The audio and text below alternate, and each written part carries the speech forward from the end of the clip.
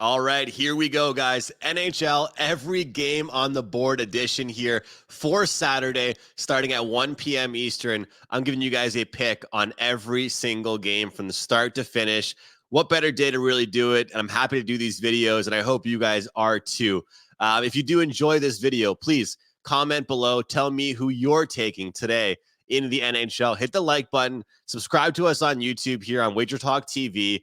And if you're interested in all my best bets, please go to wagertalk.com, wt.buzz/am, and get my best bets or 7 days of NHL for $49. But it might be a prop, might be a side, might be a total. You will get something from me in every single game.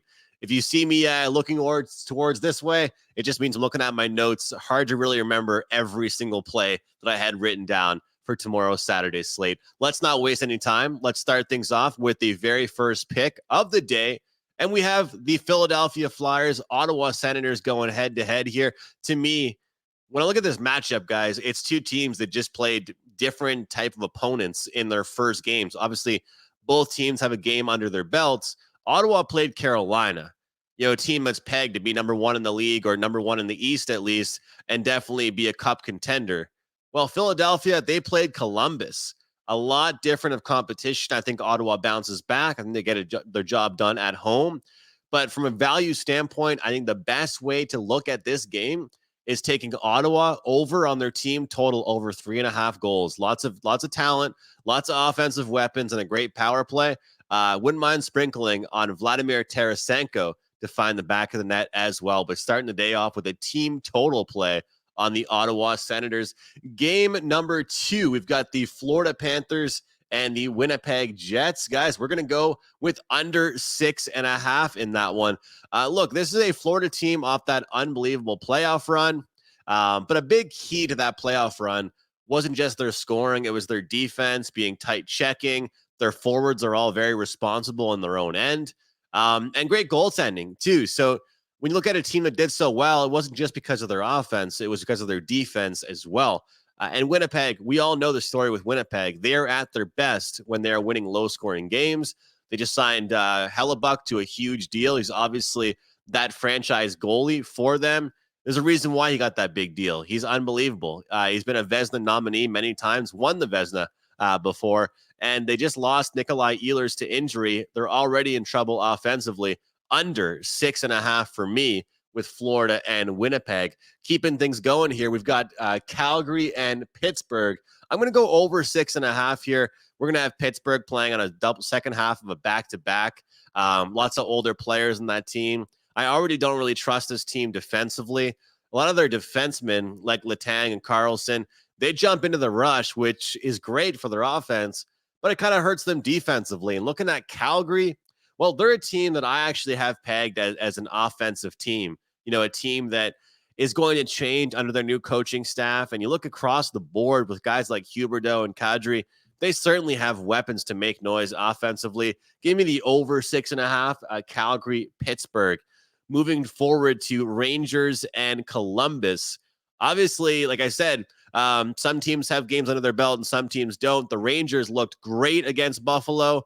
And Columbus, well, they can't really say the same for their game against Philadelphia. They did not look very good. But now they're at home. They got a game under their belts. Some younger players kind of got that NHL experience out of the way. And I actually want to look to bet on Columbus in this spot here against the Rangers, but not to win the game, not on the money line. I'm going to take Columbus on their team total over 2.5 goals. Something I do quite a bit, guys. I know that plus money is so tempting. It's so tempting to try and get that big winner, the big score.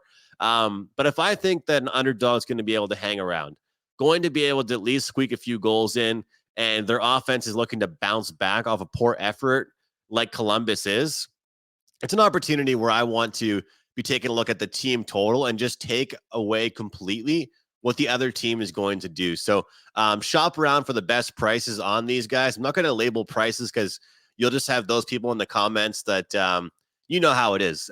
They're just going to complain and say I'm giving out different prices. So I'll let you guys shop around, but team total over 2.5 for Columbus is my play in that one.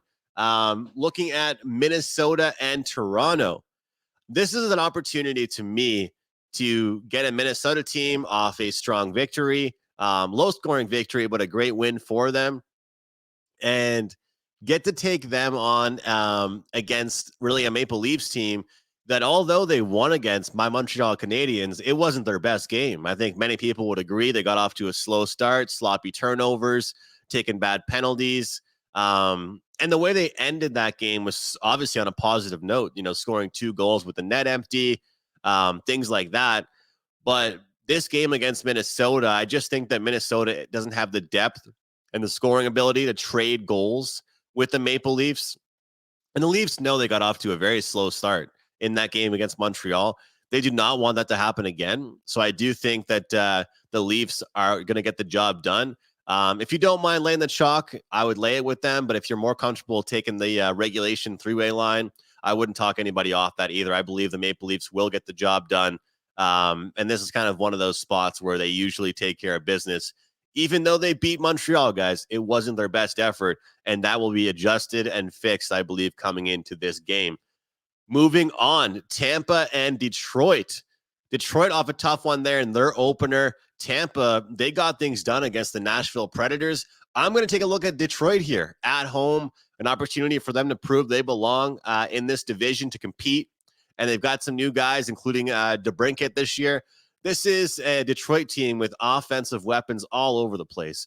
If they can stay out of the box and play good defensive hockey, this is a team I believe that can catch certain teams like Tampa off guard. I'll take Detroit, the Red Wings, to get the job done at home. Buffalo and the New York Islanders. Anybody that knows me knows that I'm pretty low on the Islanders just because of the way the NHL is turning. It's just an offensive league at this point. Not many teams can win games consistently by just scoring 2 or 3 goals. The Islanders rely on a good goaltender. They don't have a lot of goal scorers. I know they've got Horvat and Barzal, and they have some options. Don't get me wrong, but on a consistent basis, this to me is a good spot for Buffalo after a tough first game against the Rangers to bounce back. We're getting Buffalo plus money here in this situation, and I'll bet them on the underdog here. Buffalo Sabres on an underdog spot here at plus 115, the spot that I think is worth looking at. The Kraken and Blues. I don't really like this game very much, guys, side or total. So you know what I found? Jordan Kyrou over 2.5 shots forward for the St. Louis Blues. A guy that's done well against the Kraken when they have played him. But in this number at 2.5, I think it's really good going back to last year. A guy that loves to shoot the puck. He's very active, and especially if he gets power play opportunities, he will make the other team pay. So my play on the Kraken and Blues game will be over 2.5 shots for Jordan Kyrou. Next game up, we have the Ducks and the Knights. This will mark the Ducks' first game of the season. It'll be the third game for the Vegas Golden Knights, interestingly enough here. Obviously, Vegas played on Wednesday, their banner ceremony. Then they played, Tuesday they played. And then they also played on Thursday against the San Jose Sharks, and now they're playing Anaheim. So they have 2 games under their belt. This will be Anaheim's first game. Lots of young guys, really fresh for Anaheim. They play at a very, very fast pace, but their defense was not great last year. They gave up a ton of shots, a ton of chances. Something tells me Anaheim might catch Vegas off guard. I know it's early in the season, but Vegas might underestimate them a little bit. Anaheim might come out buzzing early. The best play to me in this one is over 6. I'm happy it isn't a 6.5, but I think we'll see goals in this one. I think it should be a really exciting game. So I think Anaheim's ready to take that next step, but I just don't know if they're ready to take that next step defensively. So look for a lot of exciting, high-scoring games when it involves the Anaheim Ducks. So we'll take the over 6 there, Ducks and Knights. And speaking of the Sharks, I talked about the Sharks for a second there. The Knights played against them. They are playing against the Avalanche on Saturday night. The Avalanche, we all know how dangerous they are. We know what they're capable of. They put up big numbers. And anybody that's seen the San Jose Sharks lineup, it's not very good. It's not strong at all. Vegas beat them 4-1 on Thursday night. I know that Vegas is obviously a great team. So is Colorado. So here's a little nugget I'll give everybody. Plus 100, plus 105 is what I got on Jonathan Drouin to record a point in Colorado's last game.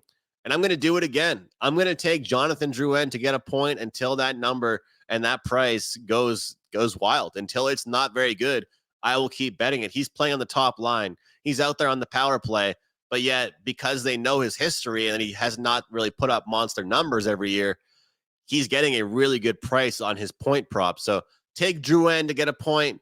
If you want to sprinkle on the assist prop, I don't mind that either. That's my play for the Colorado and San Jose game. Should be some goals for Colorado. And if we do see goals, I believe Drouin at least gets an assist or hopefully even a goal in that one. 2 more games to go. This is a lot of picks, guys. Hopefully you cash some of these with me, tail me. And again, if you're enjoying this video, please, it helps me. Hit the like button and comment below what you are betting on for tonight. Canucks, Oilers going head to head. It's a home and home series. This will be the second game for both teams and the second time they've played each other. And I'll tell you what, the Oilers looked bad defensively. I'm not saying like just a little bit. They looked awful, letting Vancouver put up 8 goals on them. Brock Besser scored 4 goals on the night. So here's what I'm going to do. I'm going to take the Oilers minus a half goal in the first period. I don't know if they're going to win the game. I don't know if they can play strong defensive hockey for 3 periods this year. I got to see it before I believe it. But they're going to come out buzzing and to start this game off, and you're getting a nice plus price on that minus a half goal first period compared to that really juicy price you have to lay on the money line. So look for McDavid and the Oilers to be ready Saturday night. Take the minus a half goal in the first period to get the job done. One more game here, guys. We have the Hurricanes and the LA Kings going head to head.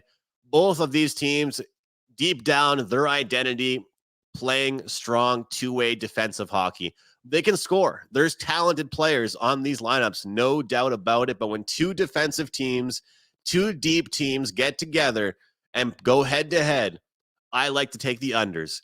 These are 2 teams comfortable in 2-1, 3-1 style of hockey games. They have very good penalty kills, and I expect nothing but a defensive masterclass from both clubs in this one. So give me the under 6 LA Kings and Carolina Hurricanes. Guys, that's it for me. Every single game on the board. I hope I didn't miss one. I really hope I didn't. Actually, you know what? I did. I did miss one. And the game that I did miss was actually my Montreal Canadiens. Montreal Canadiens against the Chicago Blackhawks. And you know what I'm taking. No Taylor Hall in that game. That means I'm taking the Montreal Canadiens over the Blackhawks. You're getting a cheap 135, 140. Give me the Canadiens to get the job done here in the NHL. Any games that I missed for some reason, I must have had absolutely zero opinion on. And that's why they didn't pop up to me in my notes. Thank you so much for watching, guys. Please, again, hit the like button. Get all my best bets, including my top play for Saturday over at WagerTalk.com.